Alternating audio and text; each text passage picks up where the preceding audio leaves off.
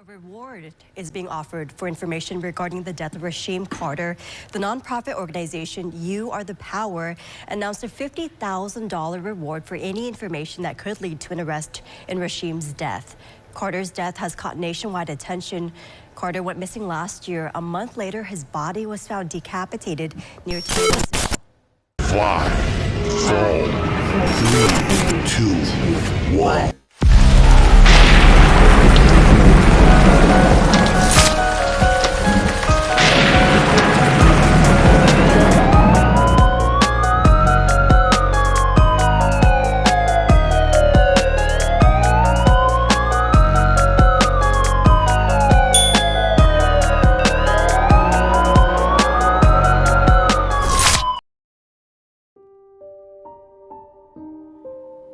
Good evening, mystery people.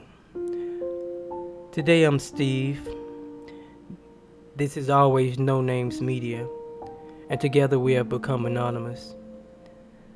I have a tragic update, as if it couldn't get any worse, on the story of Rasheem Carter. Rasheem Carter is the African-American man who was working in Mississippi. He was doing a welding job in order to get some funds and make some money in order to open up his independent fish business he had. While working, he got into it with his employer. They weren't seeing eye to eye, and things went kind of sour. That evening, he called his mother and also sent her a text message informing her that his employer was gathering men in order to harm him, and he was afraid for his life. That very same day, he asked for help from the Taylorsville Police Department, and they didn't help him. His employer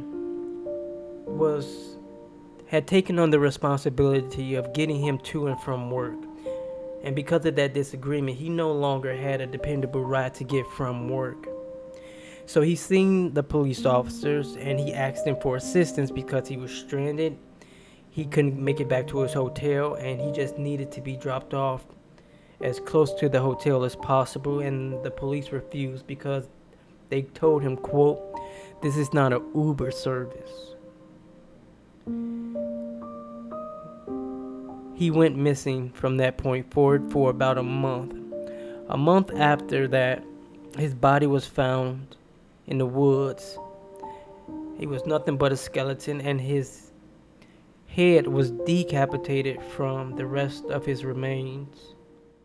Well, first at 6, as more information is released about the death of Rasheem Carter, communities are banding together to demand justice. 12 News' Tia McKenzie spent the day in Taylorsville as men and women gathered to protest against what they say is a failing justice system.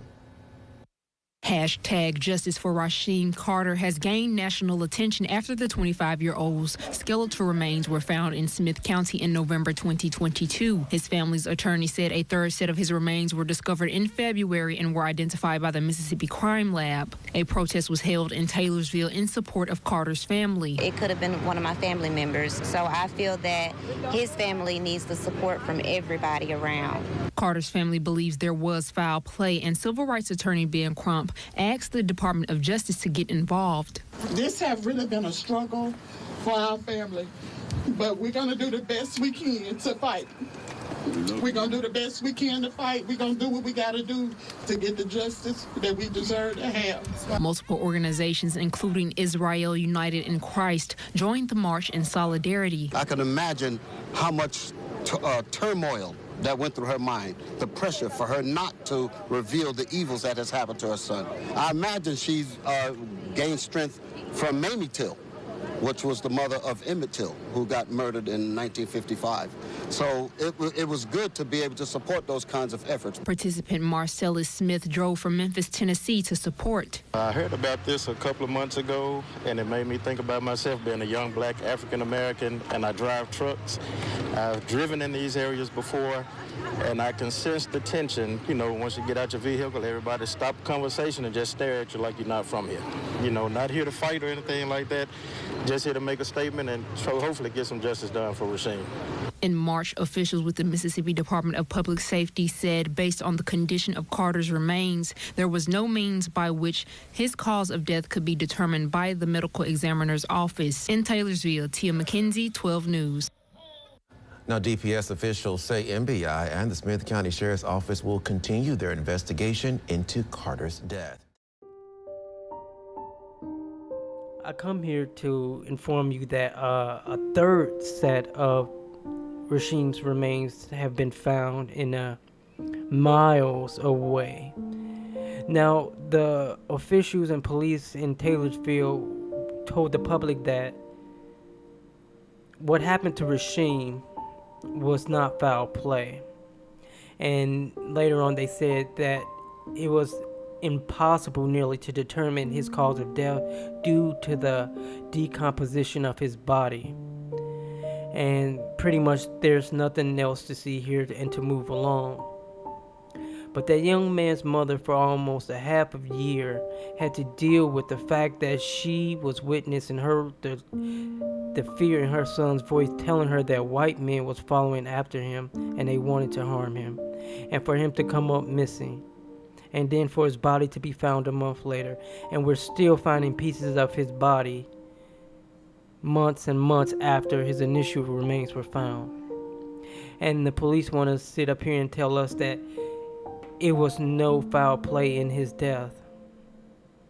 Now, Taylorsville is in Mississippi, for those of you who didn't know, and Mississippi has a long history of racism, a long history of the Ku Klux Klan, a long history of the Aryan Brotherhood. And that sort of thinking, that mentality runs deep into the veins of Mississippi to this very day. In Mississippi, parents teach their children racism. Now, for it not to be any foul play, the police will have to omit and forget and just toss out all sorts of evidence. They will have to toss out the fact that this young man told his mother that he was in danger. They will have to toss out the fact that his remains is scattered far apart, and animals didn't do that because his remains were miles apart. Animals didn't do that. They would have to just toss that out. They would even have to toss out the deer footage, the deer image of this young man with his shirt ripped and bruises all over his back,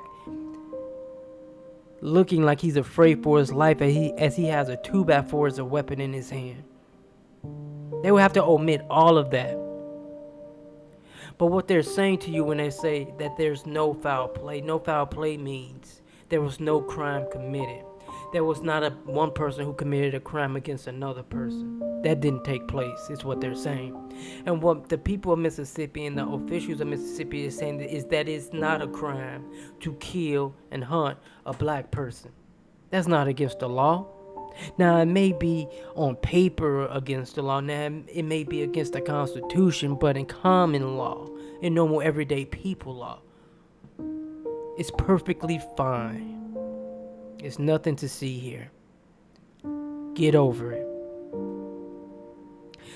I have a video. Now, the deer footage that I mentioned earlier, that camera was placed in the woods by a gentleman who was an avid hunter. He's an avid wildlife kind of guy. He's really rugged, a white guy. I have a news footage of this man saying to the reporter that people in his community were upset with him that he released that photo to officials and news outlets. They said that if he did not release that photo, then the town wouldn't be surrounded with protesters and news media outlets and police and federal officials out there. They're more mad at him for releasing a photo trying to help get justice for Rasheem than they are in finding the people who were responsible for Rasheem's murder. These people would much rather live with the killer in their midst than get justice for a black person.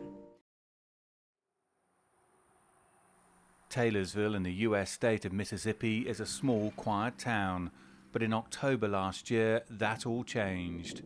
25-year-old Rasheem Carter had been working at a local plant as a welder On October 1st, according to his mother Tiffany, Rasheem sent a text message saying he was having an issue with a fellow worker. "If anything happened to me," he said in the text, "the owner of the company is responsible." Rasheem adding, "He has these guys wanting to kill me." Rasheem went to the town's police station, and he went to a gas station and a local store, and then he disappeared. Resident Nikki Blakeney saw an image of Rasheem on his trail deer camera. It was taken at about 4:30 p.m. the following day. The gentleman was coming this way.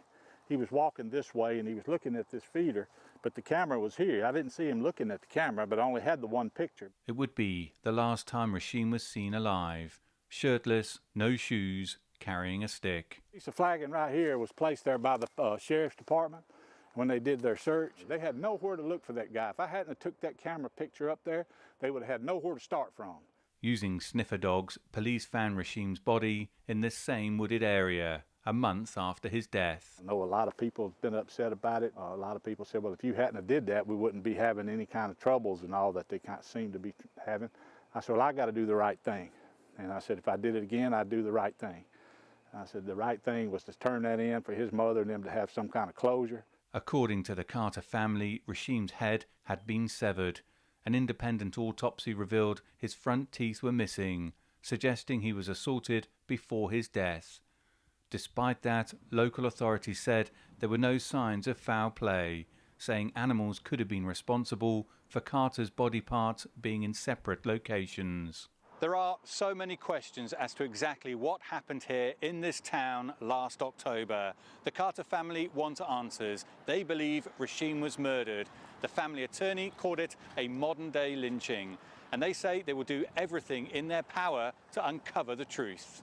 Amanda and Heath Miller are co-owners of the local paper, The Post. I think everyone in town are kind of locking their doors more at night, and like I say, it brings uneasiness for everyone in the community till I think we figure out what actually has occurred and that something's done about it. People, you know, they didn't want to believe like it could happen around here, but if somebody had done it, it's just like there's a monster somewhere around here. Markwell Bridges runs the non-profit, building bridges for community, unity and progress.